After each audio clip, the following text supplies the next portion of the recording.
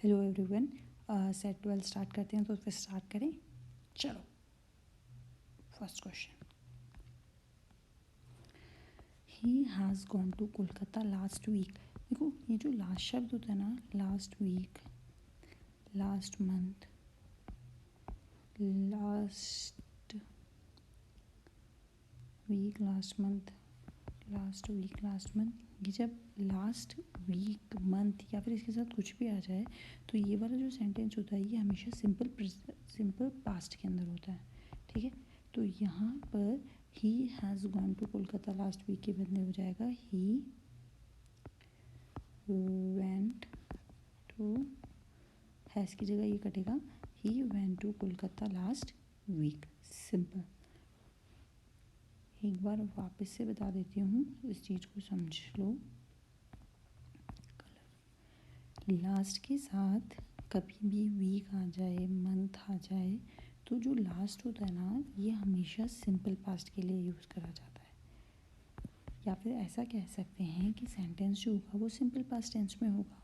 तो यहाँ पे ये हैज़ गॉन हटेगा क्योंकि यहाँ पे लास्ट वीक का यूज़ करा गया है, तो इसलिए यहाँ पे ये हैज़ गॉन हटेगा। ये क्या बनेगा, he went to Kolkata last week.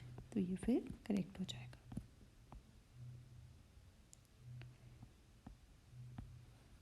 If he would receive my letter in time, he would be able to change his plan. Sorry, यहाँ पे देखो, if he would receive my letter in time। देखो यहाँ पे क्या होता है कि जब हम इफ़ की बात करते हैं, कंडीशनल सेंटेंस है, 3 सेंटेंस है, उसका मैं कहीं एक बार वीडियो बना दूँगी तो वो चीज़ अलग हो जाएगी। लेकिन एक बार बस इतना याद कर लो कि इफ़ से स्टार्ट होने वाला जो क्लॉज होता है वो नॉर्मली सिंपल पास्ट में होगा या फिर सिंपल प्रेजेंट में होगा।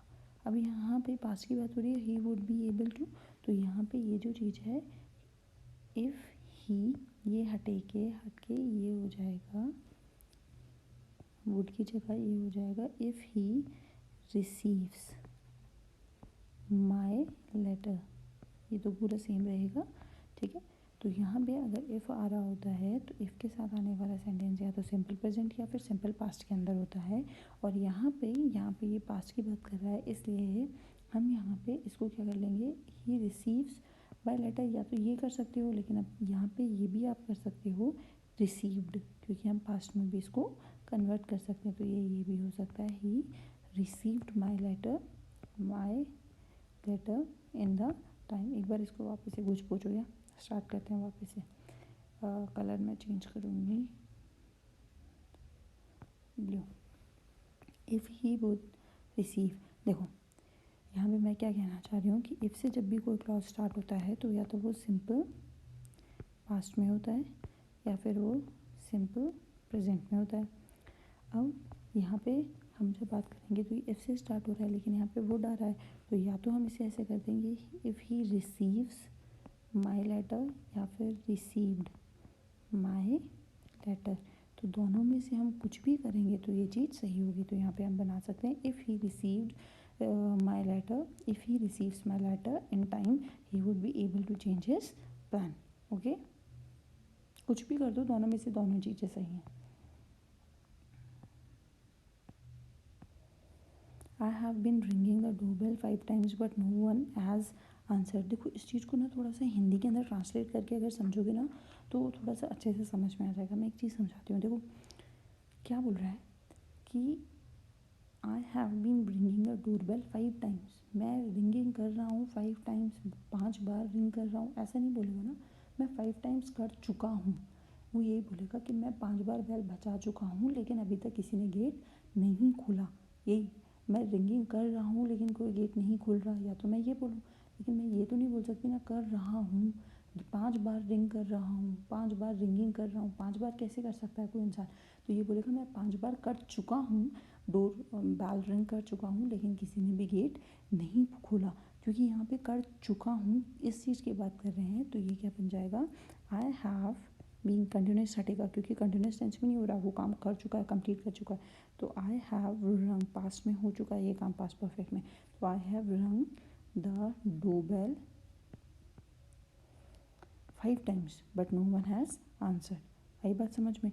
क्योंकि 5 बार मैं बजा चुका हूँ लेकिन किसी ने गेट नहीं खोला, तो बजा चुका हूँ तो पास्ट में हो गया और पास्ट का पास्ट परफेक्ट में चला जाएगा। चुका हूँ फिर भी किसी ने गेट नहीं खोला था, ठीक है, तो किसी ने आंसर नहीं किया मतलब वही ना, गेट नहीं खोला। तो यहाँ पे इसलिए ये कंटिन्यूस टेंस में ना हो के ये simple past present past perfect में चला जाएगा, इसलिए बनेगा I have rung the door bell 5 times but no one has answered. Okay,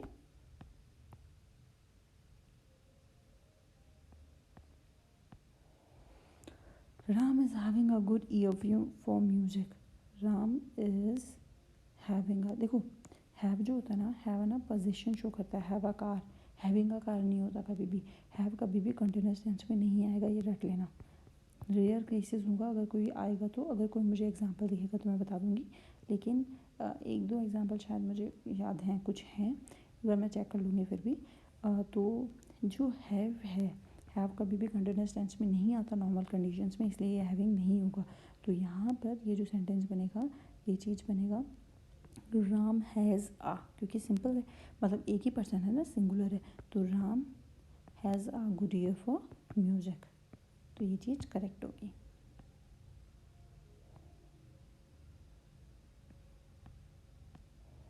actually क्या होता है, मुझे जब टाइम मिलता है ना, मैं एक साथ बहुत सारी वीडियोस बना देती हूँ, एक 5-5 सेट करके, ताकि मेरे पास जब भी टाइम हो, अगर कंटिन्यूटी मेंटेन नहीं हो पाती तो मैं एक साथ सारे क्वेश्चंस बना देती हूँ।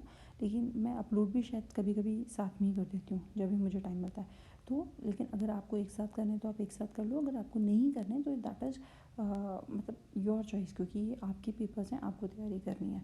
तो अगर आप एक टाइम पे एक भी करना चाहो तो भी कोई इशू नहीं है। और मैं हमेशा कहती हूँ कि आपको पढ़ना है तो आप कहीं से भी पढ़ो, लेकिन सही पढ़ो और डेली कंटिन्यूटी मेंटेन करो और पढ़ो, अपने आप सारे क्वेश्चंस बनने लग जाते हैं। When he will arrive the band will play the national anthem. देखो जब भी दो सेंटेंस दोनों के दोनों फ्यूचर में कभी भी नहीं जाते, तो ये जो वैन के साथ सेंटेंस आ रहा होता है ना, वैन के साथ इफ़ के साथ मैं लिख देती हूँ, if when unless until before as soon as long as in case। अगर इनके साथ आ रहा है तो ये हमेशा किस में होता है, सिंपल प्रेजेंट में होता है, ठीक है। ये चीज़ याद रखना कि जब भी दो मतलब दो टेंसेस प्रेजेंट फ्यूचर के अंदर दे रखे हों, मतलब दो जो सेंटेंस के पार्ट्स होते हैं वो अगर दोनों के अंदर दोनों के दोनों जो होते हैं वो फ्यूचर के अंदर दे रखे हों, तो जो if when unless until before as soon as long as in case के साथ स्टार्ट होने वाले जो सेंटेंस होता है वो हमेशा सिंपल प्रेजेंट के अंदर होता है।